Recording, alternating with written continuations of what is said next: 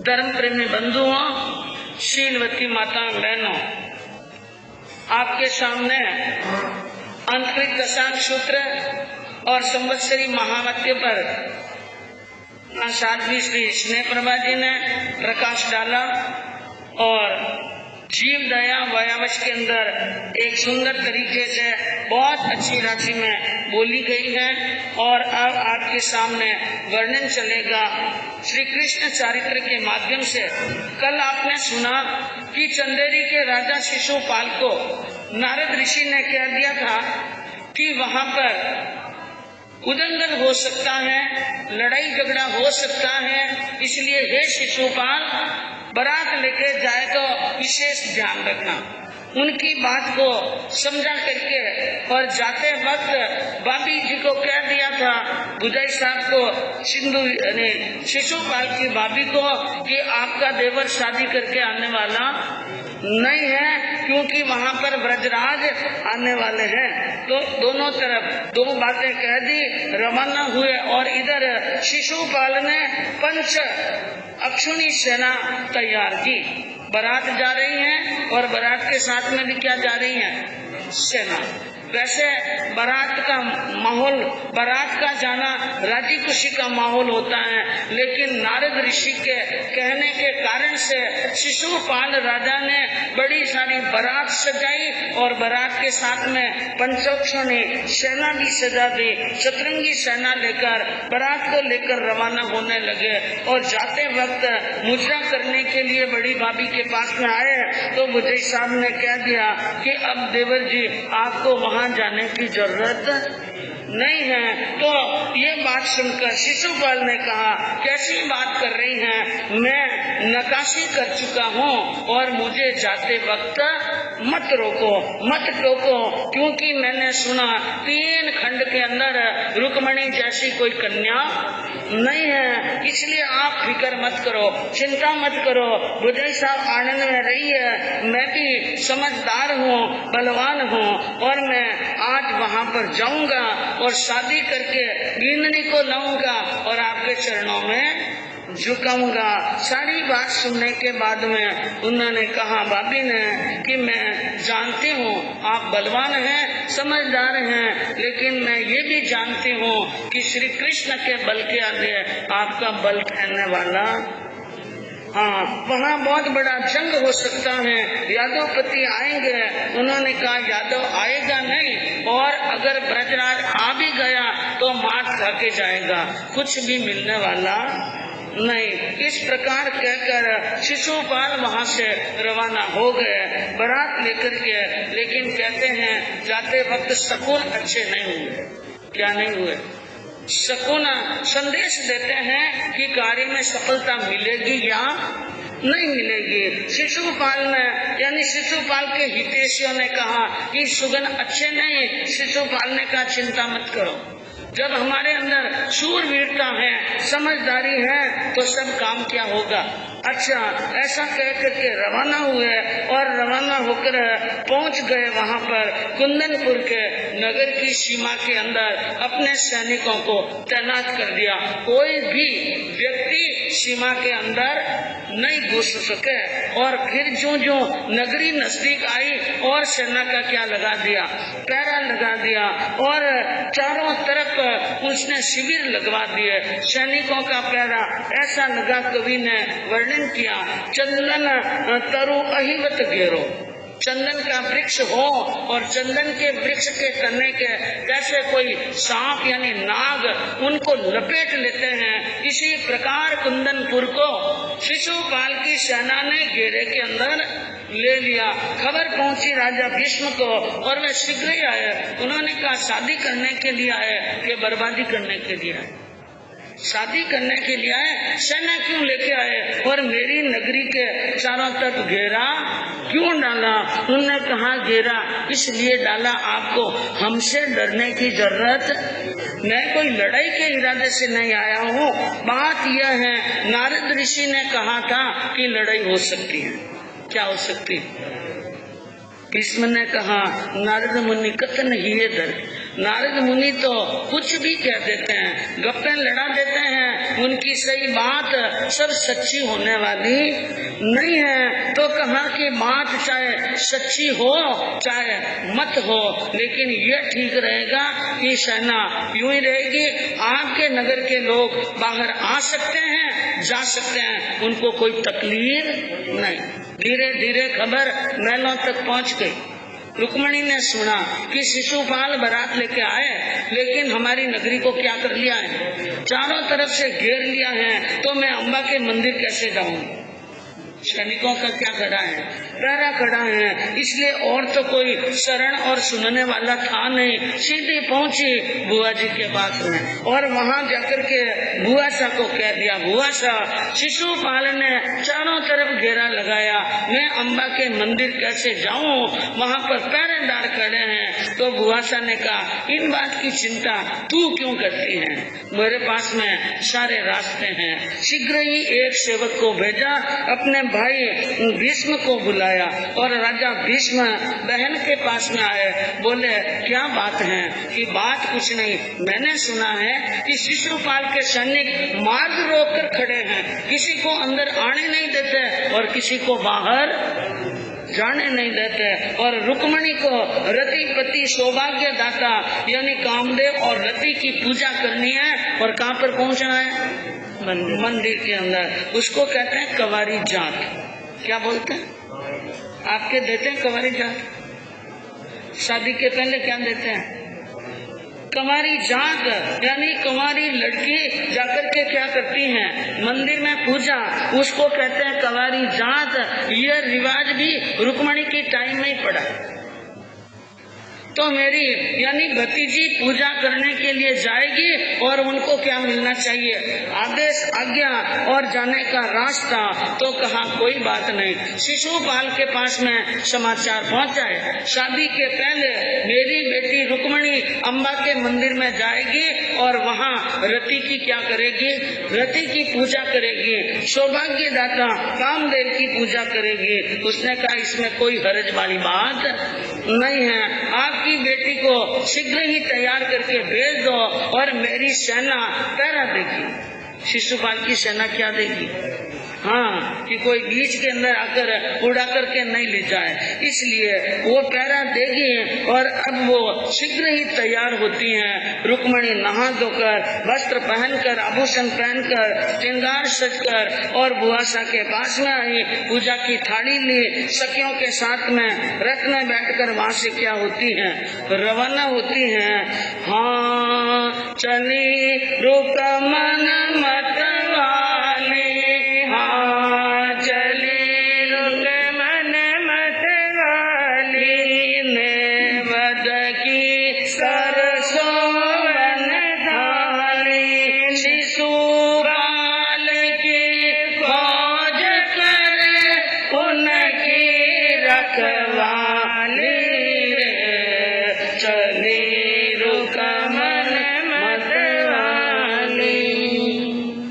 रुक्मणी सोने की थाली पूजा लेकर के और वहाँ से रवाना हुई और रथ में बैठकर सखियों के साथ में जा रही है। शिशुपाल की फौज रखवाली कर रही है, इधर भी सैनिकों की कतार और उधर भी सैनिकों की कतार, और सब के सब साथ में चल रहे हैं। बाग के द्वार पर आए, रुक्मणी ने कहा सेना के सैनिकों को आपको अंदर प्रवेश करने की आज्ञा नहीं।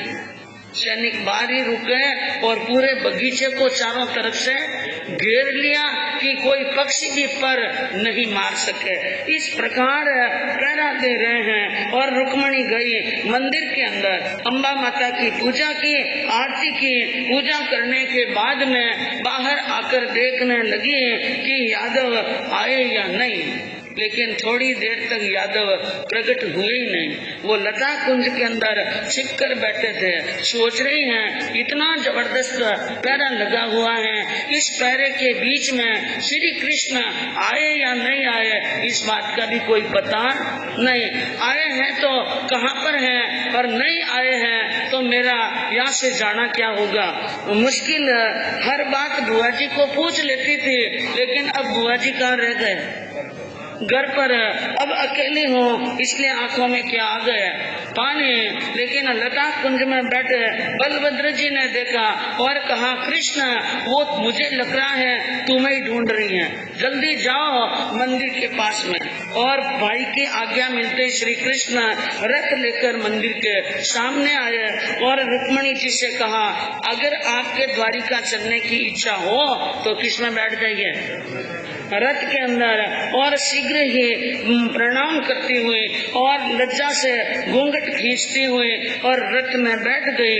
हलधर जी भी बैठ गए और श्री कृष्ण ने रथ चलाना क्या किया। हाँ, जैसे ही रथ रवाना होता है तो जोरदार आवाज आती है, क्योंकि कोई साधारण रथ नहीं था और श्री कृष्ण भी चोर की तरह ले जाना नहीं चाहते थे।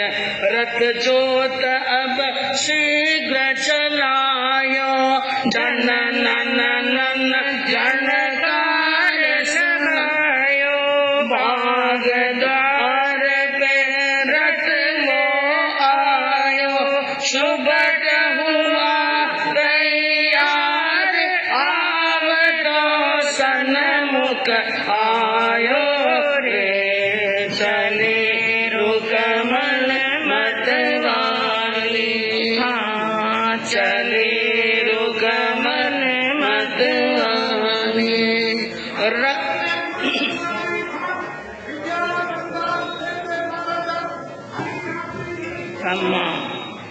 रुक्मणी को लेकर रथ रवाना किया और रथ की झनकार होने लगी, जैसे कोई बाजे बज रहे हो, उनके झनकार की रथ की आवाज सुन सुबट होशियार हो गए और सावचेत सावधान हो गए, चारों तरफ देखने लगे कि रथ कहाँ से आया। बातें नहीं करे सन, बातें नहीं करे, रथ कहाँ से आया।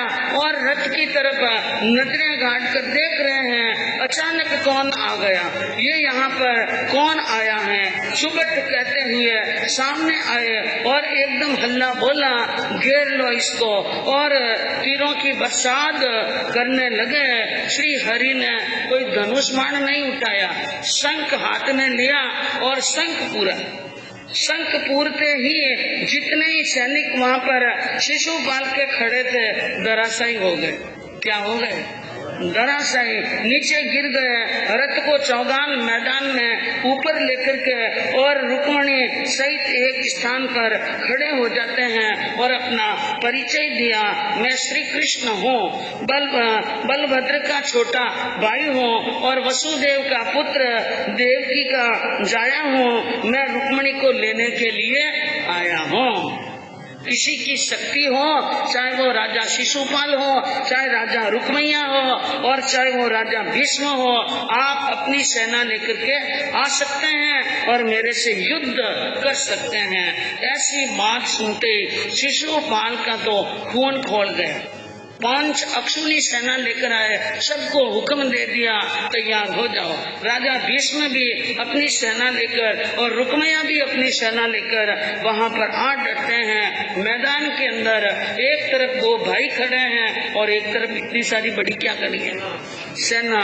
रुक्मणी ने देखा 2 भाई और इतनी सेना, कैसे जीतेंगे इनको, इतनी बड़ी सेना से सामना कैसे करेंगे। चेहरे पर उदासी देखिए तो श्री कृष्ण ने पूछ लिया, अगर आपका मन अभी भी इस वक्त भी शिशुपाल के साथ में जाने का हो तो मैं भेजने के लिए क्या हूँ, तैयार। लेकिन मुख पर उदासी किस बात की, उदासी तो इस बात की है कि एक तरफ इतनी बड़ी विशाल सेना, एक तरफ आप 2 भाई, कैसे बचाएंगे अपने प्राण, इसलिए मैं चिंता कर रही हूँ। श्री कृष्ण ने कहा, आप हमें जानते नहीं है। एक बाण उठाया, धनुष के ऊपर चढ़ाया, एक बाण मारा, सामने 7 ताड़ के वृक्ष थे, उन ताड़ के वृक्ष के एक एक पत्ते को एक अकेले बाण ने 7 ताड़ के पेड़ों के पत्ते को छेद दिया। एक बाण जाए और 7 ताड़ के पेड़ों के सारे पत्ते छेद ले, और फिर एक रत्न हाथ में लिया, चिमटी से उसका चूर्ण बनाया और रुक्मणी की हथेली पर स्वास्तिक बना दिया। उसने देखा जो रतन यानी उखड़ में डालकर मुसल से लाख चोट दे दे तो भी टूटने वाला नहीं, वो कैसे तोड़ दिया? चिमटी में चूरा, चिमटी में लेकर चूरा कर दिया तो आंखों में आंसू आ गए। क्या आ गए? आंखों में आंसू आ गए। रुक्मिणी के आंसू देखकर कृष्ण ने पूछ लिया, अब रोने की क्या बात है? आपने हमारा शक्ति परिचय तो देख ही लिया, इसीलिए तो देख लिया आप दोनों भाइयों में शक्ति क्या है ज्यादा, और मेरा एकाएक भाई और मेरे पिताजी। आप लड़ो झगड़ो उसकी कोई बात नहीं, लेकिन एक विनती है, मेरे भाई और मेरे पिताजी के ऊपर प्राणों की नहीं बचनी चाहिए। उनकी क्या करना? रक्षा करना।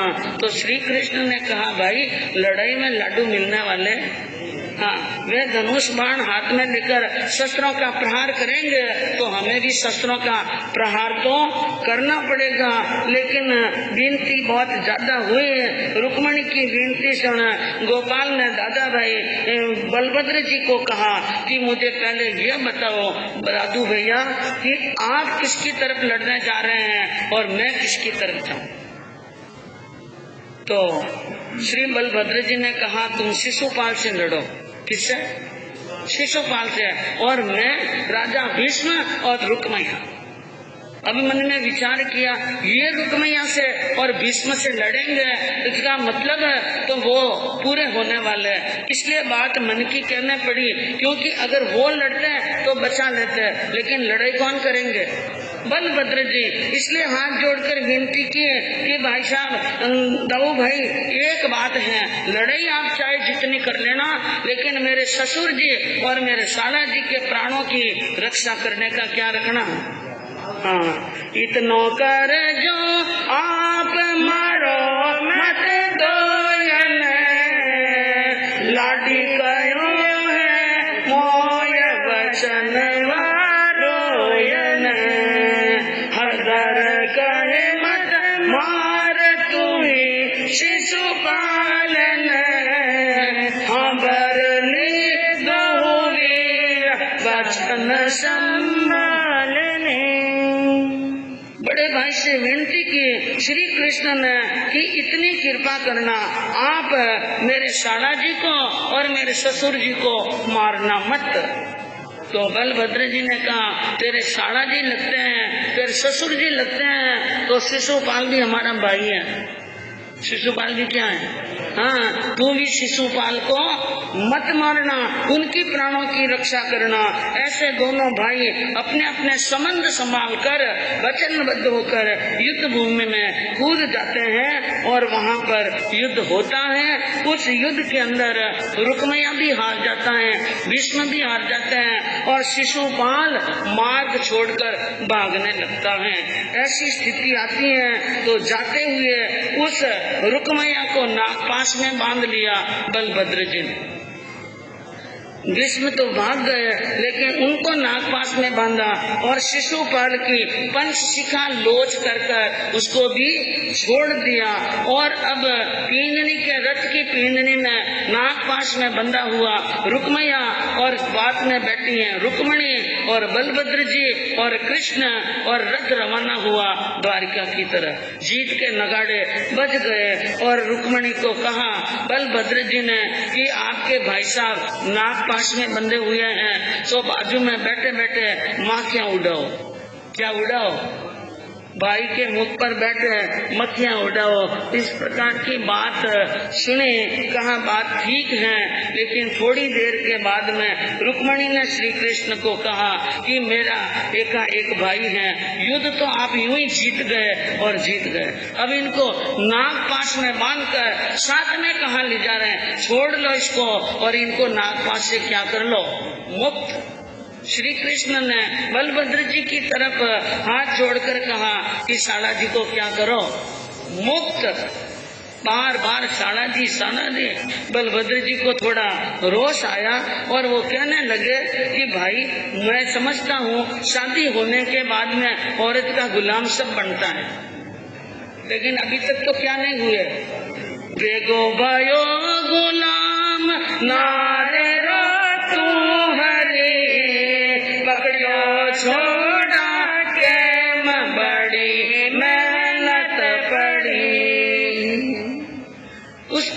बलभद्र जी ने, हे कृष्ण तू तो बहुत जल्दी इनका गुलाम बन गया, अभी तक क्या नहीं हुई है, शादी नहीं हुई है, और मैंने इसको बड़ी मेहनत करके पकड़ा है, छोड़ने के लिए नहीं, इसको क्या ले जाएंगे द्वारिका और वहाँ जेल में डाल सकता हूँ, या द्वार पर द्वारपाल की तरह कुत्ता ताड़ने के लिए वहाँ बैठा रखूंगा। ऐसी बात सुनी तो श्री कृष्ण ने कहा, कैद करो मत भ्रात जी, वो साड़ो एकाएक। भाई साहब, मैं आपकी बात समझता हूँ, लेकिन मेरा एक अकेला साड़ा है, इन्होंने बहुत बड़ी भूल की है, आपके सामने अपशब्द बोले और हाथ उठाया, लेकिन अब आगे के लिए क्या रखेंगे विवेक, इसलिए छोड़ दीजिए। कृष्ण के कहने से बलभद्र जी ने रुक्मया को नागपाश से क्या कर लिया, मुक्त। लेकिन कहते हैं जिस व्यक्ति के जीवन के अंदर अकड़ाई होती है ना, हमारे मारवाड़ में कहावत है कि सेंद्री बढ़ जाए लेकिन सेंद्री रो बट नहीं जाए, कुछ भी हो जाए, कैसी भी स्थिति हो जाए, लेकिन उनकी अकड़ाई निकलने वाली नहीं। बलभद्र जी ने देखा नागपाश से छूटकर न तो माफी मांगी, न सामने प्रणाम किया, और अकड़ कर और तिरछी नजरों से देखता हुआ चला गया। इसलिए कृष्ण को कहा, ये कपूत है, ये तुम्हारा साड़ा क्या है, कपूत है, इसका ध्यान रखना। और फिर पहुंच गए द्वारापुर, गिरनार पर्वत पर जाकर श्री कृष्ण और रुक्मणी की क्या होती है शादी। और अभी आपने अंतकृत दशांश सूत्र में वर्णन सुना था 5वें वर्ग में, जिसमें 8 पटरानियां श्री कृष्ण की और 2 उनकी पुत्र वधू 10 ने दीक्षा ली थी। तो श्री कृष्ण के पटरानियां कितनी थी 8, और कुल रानियां कितनी थी 16,000। नीचे बैठ जाओ, बड़ी दूर बैठ जाओ, वैसे ही उपवास से खाना नहीं पीना नहीं, खा गया मैं तो ऊपर जान सो जाओ, रेस्ट कर लो। तो श्री कृष्ण जी की पहली पटरानी सत्यभामा, और दूसरी रुक्मणी, तीसरी जाम्बवती, और चौथी लक्ष्मणा, 5वीं सुषमा, 6ठी गौरी, 7वीं पद्मावती और 8वीं गंधारी। इस प्रकार 8 पटरानियां, 16,000 रानियां और द्वारिका जैसी सोने की नगरी, और वहाँ सब प्रकार से ठाट पाट के साथ में श्री कृष्ण वहाँ पर रहते हैं, और वहाँ पर किसी चीज की कोई कमी नहीं। अब यहाँ पर कवि ने एक बात कही, अर्क उदित शशि अस्त, शशि आत्मते भान, रवि शशि एकण मंडले, और दीपे तिम अभ्याम। कवि ने कहा अर्क उदित अस्त शशि, सूर्य उदय होता है तो चंद्रमा क्या हो जाता है अस्त, और जब शशि यानी चंद्रमा अस्त होता है तो सूर्य क्या होता है उदय। इसका मतलब समझ में आया होगा आपने, एक साथ में 2 तेज आकाश मंडल में एक साथ में नहीं रहते हैं। इसी प्रकार एक तरफ बलवान श्री कृष्ण और एक तरफ जरासंध। श्री कृष्ण को वासुदेव बनना है और जरासंध क्या है प्रति वासुदेव। जब वासुदेव बनने का समय आता है तो प्रति वासुदेव की शक्ति क्या बढ़ जाती है। हाँ, सूर्य उदय होने का समय आता है तो चंद्रमा फीका पड़ जाता है। बस यही स्थिति समझ लो, ये शाश्वत नियम है। यह शाश्वत नियम है कि प्रति हरि जो भी किसी को ध्यान में नहीं हो तो याद रखिए, 3 खंड के राज्य की साधना प्रति हरि करते हैं। प्रति हरि यानी प्रति वासुदेव 3 खंड में विजय प्राप्त करते हैं, 3 खंड का राज लेते हैं। कौन? प्रति वासुदेव। और वासुदेव क्या करते हैं? प्रति वासुदेव से लड़कर 3 खंड का राज प्राप्त कर लेते हैं। उनको 3 खंड के राज्य की साधना करने के लिए अलग अलग जाने की जरूरत नहीं है। वो तो 3 खंड के राज्य के जो स्वामी होते हैं उनसे सीधा आक्रमण करते हैं। तो अब श्री कृष्ण के वासुदेव होने का समय आया। एक घटना घटी राजगिरी नगरी के अंदर। यवन देश के व्यापारी रतन कंबल लेकर के गए और राजगिरी नगरी जरासंध की राजधानी थी, 3 खंड के राजा की, इसलिए उन्होंने ये सोचकर वहां गए थे कि 3 खंड का बड़ा राजा है, रतन कंबल बिक जाएगा। लेकिन राजगिरी में उनकी रतन कंबल बिकी नहीं। उदास होते हुए और बड़बड़ करते हुए और वन मनाते हुए व्यापारी जा रहे थे। महलों में बैठी जीव जसा ने देख लिया कि ये व्यापारी मुंह उतार कर जा रहे हैं और कुछ बात हुई है। पास में बुलाया और पूछा क्या बात कि हम तो बड़ी आशा लेके आए, लेकिन यहाँ किसी ने रतन कंबल नहीं खरीदा। अगर हम ऐसा जानते तो द्वारिका ही चले जाते। कहाँ चले जाते?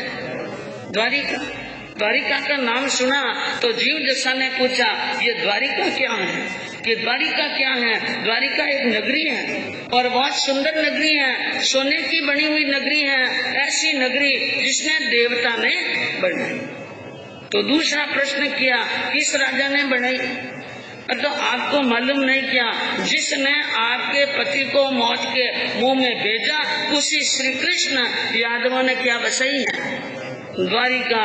यह बात सुनते ही उनके जीवन के अंदर, तन के अंदर आग लग गई और वो वहां से सीधी रोती हुई पिता के पास में गई और कहा यहाँ आप राज कर रहे हैं, सुखपूर्वक रह रहे हैं और वहाँ मेरे पति के हत्यारे मौज कर रहे हैं।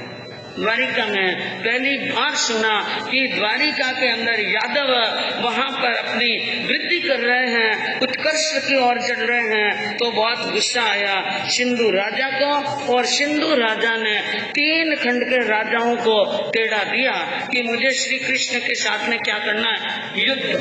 तो सहदेव, दुर्योधन, द्रोणाचार्य, कर्ण, भीष्म आदि बड़े बड़े रुक्मया जो श्री कृष्ण से नाराज थे वो सारे राजा और 3 खंड के राजा सब किसकी तरफ हो गए?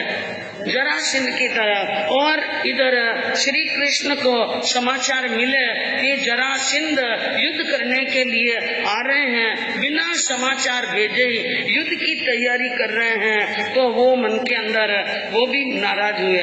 नारद ऋषि ने उनको बताया कि तुम यहाँ पर बड़ी आराम से बैठे हो, लेकिन तुम्हारे ऊपर चढ़ाई करने के लिए जरासंध आ रहा है। तो श्री कृष्ण की सेना की वहाँ भी तैयारियां होती हैं। श्री कृष्ण की तरफ कौन कौन थे सिर्फ नाम बोलूंगी, बाकी वर्णन बहुत विस्तार है, सारा वर्णन आपके सामने नहीं कहूंगी। राजा कृष्ण की तरफ 10 भाई नेमनाथ, सत्यनेमी, दृढ़नेमी, अनादृष्ट कुमार, निषद, जयसेन, शुक्लक, तेजसेन, महासेन, गौतम, मेघ, शिवानंद, विश्वानंद और 56 करोड़ यादव, उग्रसेन आदि महाराज और 54,000 रानियां बलभद्र जी के और 16,000 रानियां श्री कृष्ण के, उनके ससुराल पक्ष के और पियर पक्ष के सारे संबंधी किसके साथ में आ गए? श्री कृष्ण के साथ में। और उसके बाद में भी और जो आने थे आ गए। एक शुभ मुहूर्त निकाल कर श्री कृष्ण द्वारिका से रवाना होते हैं और द्वारिका से बाहर कदम रखते ही 5 पांडवों की जोड़ पहुंच गई। पांडवों को देखकर श्री कृष्ण को अत्यंत हर्ष हुआ और उनके मुंह से सीधा ही निकल गया कि मैं जीत गया हूँ, मैं जीत गया हूँ। क्योंकि पांडव बहुत बलवान थे, उन बलवान पांडवों के आने से बड़ी प्रसन्नता होती है और पांडवों को मिलते हैं 3 खंड का राज समझ लो मुझे मिल गया, ऐसा महसूस किया। और फिर उसके बाद में वैताटिगिरी पर्वत के ऊपर रहने वाले वो यानी विद्याधर राजा भी श्री कृष्ण की तरफ आ जाते हैं और बंधुओं वहाँ पर 6 दिन तक युद्ध होता है। कितने दिन? कुल 7 दिन होता है। 5 दिन युद्ध हुआ। 5 ही दिन के युद्ध के अंदर श्री कृष्ण की तरफ से हमेशा विजय प्राप्त होती थी और जरासंध की सेना हमेशा हार जाती। तो एक दिन मंत्री ने कहा महाराज आप देख रहे हैं 5 दिन से आपकी सेना हार रही है और श्री कृष्ण की सेना क्या हो रही है, जीत रही हैं। इसलिए मैं सोचता हूँ और जहाँ तक मेरी बुद्धि काम करती है, अब लड़ने का समय सचिव का है, महिपाल अरज है मारे, अरज है मारे, लड़वारी नहीं टैम कहे सुविचारे। मंत्री ने कहा महाराज ये लड़ने की टाइम नहीं है, मैं कहता हूँ संधि कर लो। क्या कर लो?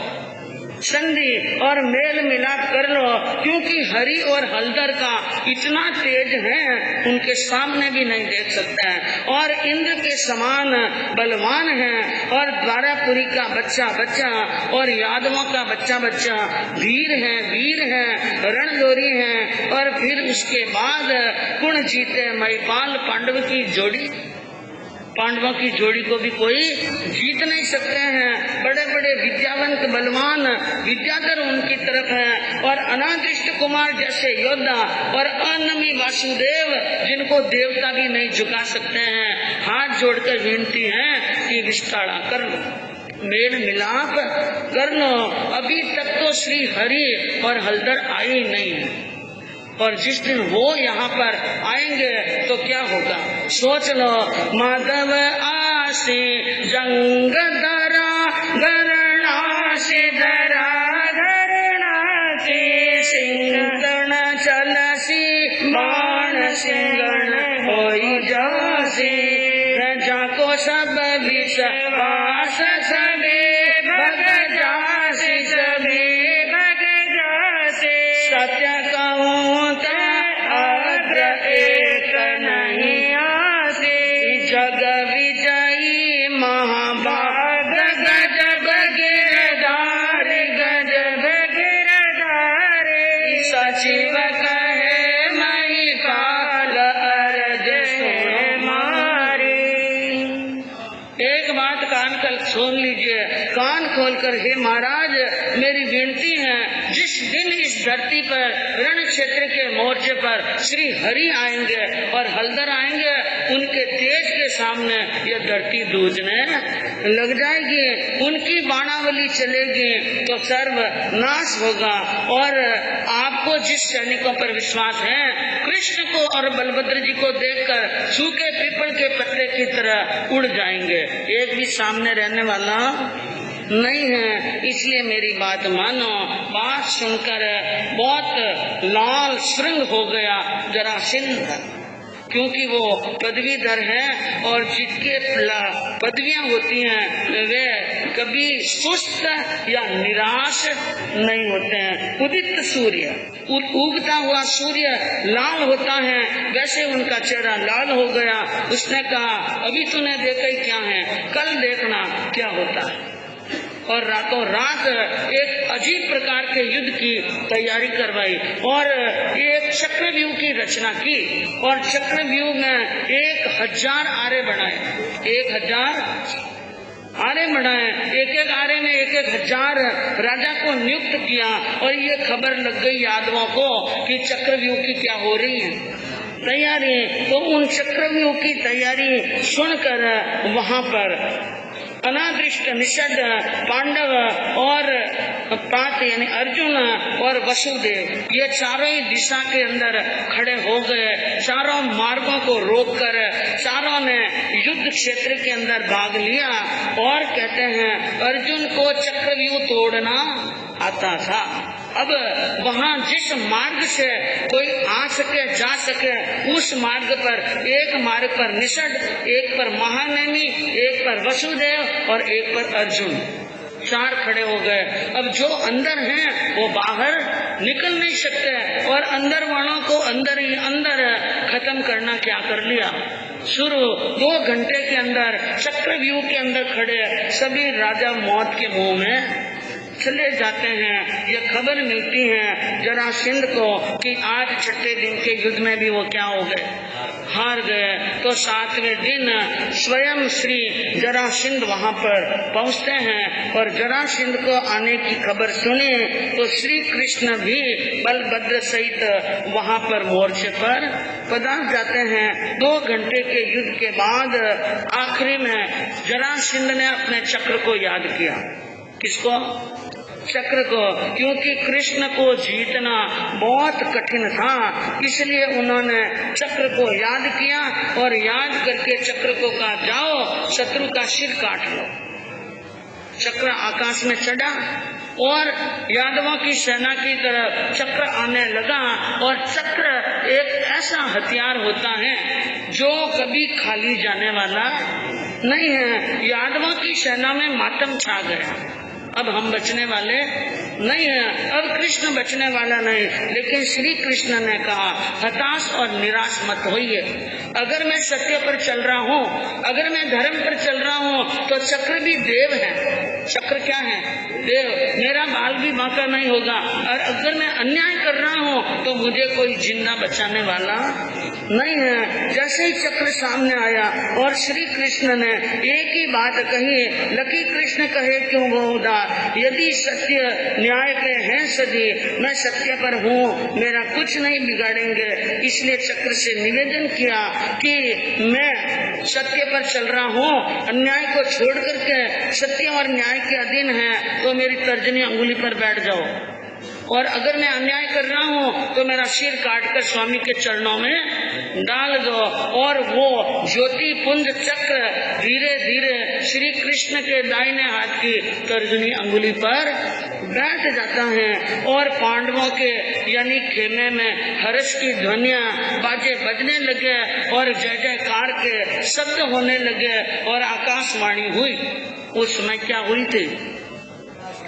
गगन में बोल सुरवाणी, प्रगट भयो यो सारंग पाणी, वासुदेव नव मोलो जानी, नव मही राम बलदेवा, करे त्रय खंड गतनी सेवा, कृष्ण गुण गावो मेरी जान, कृष्ण गुण गावो। देवता ने वाणी प्रकट की, आकाश गाने यानी आकाशवाणी हुई। ये सारंग प्राणी है, ये नम्य वासुदेव हैं और बलभद्र जी नम्य बलदेव हैं। दोनों भाई 3 खंड की क्या करेंगे? सेवा।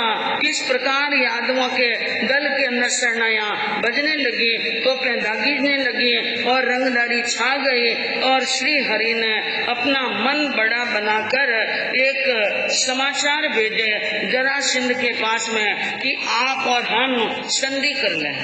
क्या कर लें? संधि।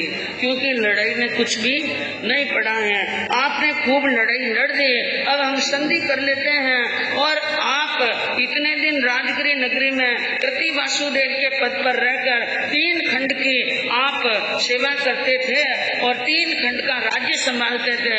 अब मैं वासुदेव बन चुका हूँ तो आपको मेरी आज्ञा का पालन करना है। राजगिरी नगरी में पधारो और आराम से अपना क्या संभालो, राज्य। जरासंध ने मन में विचार किया, एक चक्र आ गया इसलिए इतना घमंड आ गया कृष्ण को कि अब वो 3 खंड का क्या करेगा। राज ने मैं उनकी आज्ञा का पालन करूं। और क्रोध में आया, उसने कहा मैं कोई चक्र के भरोसे नहीं हूँ, आजा सामने, ताकत हो तो और मेरे से क्या कर ले। लड़ाई, ऐसी लड़ाई हुई अकेले श्री कृष्ण और जरासंध। दोनों ही बड़ी शूरवीरता में शूरवीर थे और कहते हैं एक भी कम नहीं थे और बड़ी शूरवीरता से लड़ते जा रहे थे, जूझ रहे थे। लेकिन आखिर में श्री कृष्ण ने देखा कि लड़ाई बहुत बढ़ रही है और घमासान भी हो रहा है, इसलिए उन्होंने चक्र को याद किया श्री कृष्ण ने और चक्र को भेज दिया जरासंध की तरफ, जाओ शत्रु का सिर काट कर लाओ। और वो चक्र गया, चक्र श्री जरासंध के सामने गया और जैसे ही नीचे आने लगा बिल्कुल नजदीक, तो उन्होंने मुट्ठी का प्रहार किया। चक्र पर किसका प्रहार किया? मुष्टि का प्रहार करते चक्र ने दो रूप धारण किया, एक पूरब में गया, एक पश्चिम में, और धीरे धीरे दोनों ही चक्र आपस में मिलने लगे। बिल्कुल जरासंध की गर्दन के सामने आए, एक पश्चिम से पूरब की तरफ से और एक पूरब से पश्चिम की तरफ, सिर काट दिया और लेकर के श्री कृष्ण के पास में चले गए। लेकिन बड़ी अजब की बात हुई, सिर तो कट गया लेकिन धड़ नीचे नहीं गिरा। अभी धड़ लड़ाई कर रहा है तो श्री कृष्ण को आश्चर्य हुआ, क्या बात है, धड़ नीचे नहीं गिर रहा है। नारद ने कहा दोनों आंखें छाती के बीच में निकल चुकी हैं। जरासंध की छाती में क्या निकल रही है? आंखें। इसलिए हे कृष्ण, इनकी आंखों में तान कर बाण मारो, तब ये क्या पड़ेगा? नीचे। तो श्री हरि ने जरासंध की छाती में निकली हुई आंखों में बाण मारा और फिर वो जरासंध क्या पड़ गया? नीचे पड़ गया। जय जयकार के शब्द हुए और देवताओं ने, मानवों ने फूलों की वृष्टि श्री कृष्ण और बलभद्र जी के किए। और श्री कृष्ण एक बहुत बड़ा पदवीधर राजा जिसका देहावसान हुआ है, उनका 12 दिन तक शोक मनाया और रतन के पिंजरे में उनका सब श्रृंगार कर संपूर्ण राजसी सम्मान के साथ में उनका दाह संस्कार कर लिया। अब 3 खंड के राजा कौन हो गए? श्री कृष्ण। हाँ, जीत्यो नरेश्वर गुण लीला बलिहारी लो, बलिहारी लो, भाई सुभद्रा बलिहारी लो। श्री कृष्ण की जीत हुई। 3 खंड के नाथ, सुभद्रा का भाई, यादव कुल का तिलक, रुक्मणी का कंत, देवकी का लाडला और वसुदेव का अंग जात श्री कृष्ण सम्राट 3 खंड के नाथ। और बाकी का वर्णन आपने अंतकृत दशांग सूत्र के माध्यम से सुना है कि 3 खंड का राज्य उन्होंने कैसे संभाला और किस प्रकार उन्होंने 3 खंड में राज्य करते हुए कैसी सेवाएं दी और अंतिम समय के अंदर तीर्थंकर गोत्र का क्या कर दिया। आने वाली उत्सर्पणी काल के 12वें तीर्थंकर के रूप में इसी भारत जम्बू द्वीप की भारत की भूमि पर श्री कृष्ण की आत्मा भगवान के रूप में क्या लेगी? जन्म। कुछ सूचनाएं हैं, कल प्रार्थना नहीं है, सूचनाएं ध्यान से सुन लीजिए, ध्यान से सुनिए। कल प्रार्थना नहीं है। 6:15 बजे जाप, जो हमारे अखंड जाप चल रहा है, कृष्ण यश पवनो बरचाओ, कृष्ण गुण गाओ, मेरी जान कृष्ण गुण गाओ, गाओ गुण अनुपम यादव का, वीर वर गिरधर माधव का, कृष्ण गुण गाओ, मेरी जान कृष्ण गुण गाओ। धर्म प्रेमी बंधुओं, शीलवती माता बहनों, आपके सामने अंतरिक दशांग सूत्र और संवत्सरी महावाक्य पर साध्वी श्री स्नेह प्रभा जी ने प्रकाश डाला और जीव दया व्यावश के अंदर एक सुंदर तरीके से बहुत अच्छी राशि में बोली गई है। और अब आपके सामने वर्णन चलेगा श्री कृष्ण चारित्र के माध्यम से।